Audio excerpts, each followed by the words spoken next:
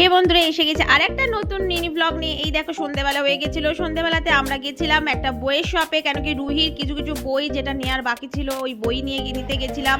আর রুহির বই নিতে গিয়ে রুহি কিছু নেবে না, এটা তো হতেই পারে না।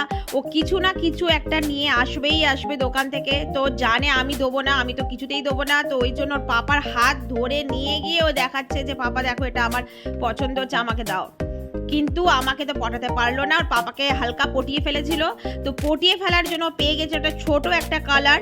তারপরে আমি চলে এসেছিলাম আর একটা দোকানে, যেখানে আমার শিবজির জন্য একটা তামার পাত্র চাই, ওটা নিলাম। আর কিছু এই দেখো এরকম যে স্টিকারের মতো হয় না, হ্যাঙ্গিং, ওইটা আমার একটু নেওয়ার ছিল, ওটা নিলাম। তারপরে আমরা চলে এসেছিলাম ঘরে এসে তারপর দেখো সন্দেশ কি করছিল। সন্দেশ এই একদম আমরা বাইরে গেলে না ভাবি কি আমাদের সাথে যাব, ওটা হবেই মনে। তো তারপরে অনেক এক্সাইটেড হয়ে যায় কি আরে মাম্মা ঘরে এসে গেছে, চলো চলো চলো।